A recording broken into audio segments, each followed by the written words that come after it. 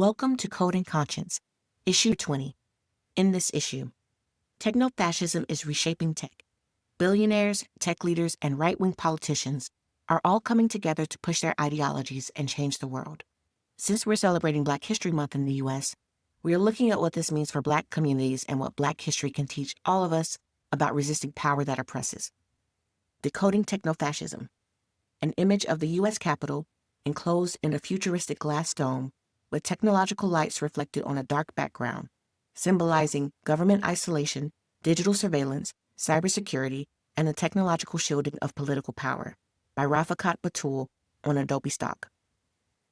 At its simplest, technofascism is the collusion of large technology firms, right-wing billionaires, and tech culture with authoritarian and anti-democratic political agendas. Technofascism goes beyond politics or technology. It is about who holds power and who gets left behind. Today, many tech leaders are older, conservative men, and their political views often decide which projects get money and who gets included or left out, who gets promoted and who gets laid off, who gets hired and who doesn't. They wield a lot of power. Let's take a short trip down memory lane. During the Jim Crow era, racism went beyond personal bias. It was built into systems like government laws and public institutions. These systems limited the rights and opportunities of Black people while claiming they were keeping peace and order. Things like blocking Black people from voting, monitoring and over-policing Black communities were presented as fair rules, even though they mainly harmed Black people. Studies show, for example, that surveillance technology often watches Black communities more closely than white communities, with cameras and other monitoring systems more heavily deployed in their neighborhoods. One report found flock cameras in Hampton Roads, Virginia, surveyed Black communities more intensely than white ones. Even cultural contributions are affected. Black culture is widely consumed and monetized by tech platforms, yet the communities that create it often receive little recognition or benefit. A clear example is the word woke. It started in Black communities as stay woke, a reminder to stay aware of injustice and unfair systems. Long before its meaning was changed and weaponized, it was simply a warning to pay attention and stay alert to oppression. We also see this with Black influencers. The internet is flooded with AI-generated content of their likeness, yet they earn 34.04% less than white influencers.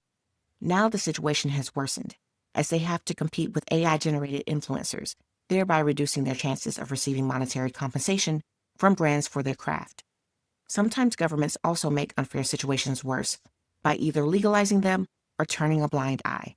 The inhumanity of slavery and the absurd treatment Black people received and are still receiving is clear for anyone with eyes to see. And the fact that such gross unfairness was legalized doesn't make it right.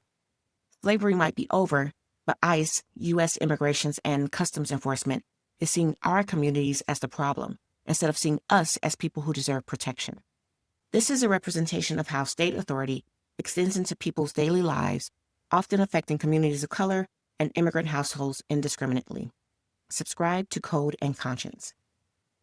An image with a Black background and the words Black History Month, centered in red, yellow, and green text, and the words Know the Past, Shape the Future, below in white text, framed by patterned borders in red, yellow, and green on the top and bottom of the image, by JK2507 on Adobe Stock.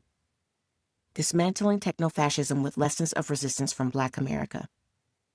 Despite the fraught history of fascism against Black Americans in the forms of chattel slavery, Jim Crow, and even injustices into the modern post-civil rights era, Black history is also America's most well-documented record of sustained, generations-long resistance against fascism. What can we learn from our past to resist and dismantle this updated, tech-fueled version of fascism? 1. Challenge the system through boycotts and engagement starvation. Black history has shown us that systems can be challenged. In the Jim Crow era, resistance often took the form of boycotts and collective refusal. Black communities understood that oppressive systems depended on participation to survive. When people withdrew their labor and compliance, those systems weakened. That strategy still works today. For instance, the Black-led boycott of Target over its withdrawal from DEI initiatives shows how organized pressure can produce real results. 2. Grassroots organizing. Change also comes from within. People who work inside tech companies have sometimes pushed back against work that hurts groups who are already treated unfairly. Their organized pressure has changed decisions. For example, some Palantir workers protested the company's contracts with ICE, and 800-plus Google employees delivered a petition to management, condemning the Trump administration's use of Google Cloud technology in immigration enforcement in the largest anti-ICE protest by workers at a single company. This shows that people in powerful companies can still hold their leaders accountable. Fighting technofascism today means knowing what is happening and taking action. Just noticing the problem isn't enough, though. Communities need to plan and act. Public campaigns and close monitoring of how tech affects disadvantaged groups are both important. 3. Recognizing harmful technology. We also need to rethink how technology is designed. Systems should be designed with inclusion in mind from the start. Asking hard questions and anticipating misuse before they are built can prevent exclusion and harm. Ruha Benjamin notes, we might begin to think about technofascism as a negative design space. How do we avoid doing that? Technology can be used in ways that give a lot of power to a few, but that doesn't have to happen. When communities speak up and hold tech companies and leaders accountable, even strong systems can change. By learning from history, combined with modern strategies, we can make technology work for everyone, not just people at the top. So let's learn from our history and work towards a better future together. Happy Black History Month. Around the Web. Read Black History is Also the History of Resistance by Michael Eric Dyson. Watch on Instagram.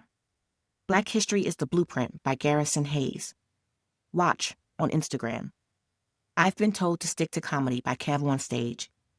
Read Military Strategy, The Black South's Revolutionary Anti-Fascist Tradition by Julian Rose. Read A Dream Deleted, African Liberation in the Age of Technofascism by Red Balloon. Read Practical Defenses Against Technofascism by Micah Lee. On my bookshelf, now powered by bookshop.org. Good news, everyone. I'm now partnering with bookshop.org to bring you recommendations based on books I'm reading on this issue's topics. That means I earn a commission if you click through and make a purchase, and your purchases support local bookstores. Bookshop.org has raised over $40 million for independent bookstores around the world. Take a look at the new reads this week, all available on bookshop.org. Black AF History, The Unwhitewashed Story of America by Michael Harriot.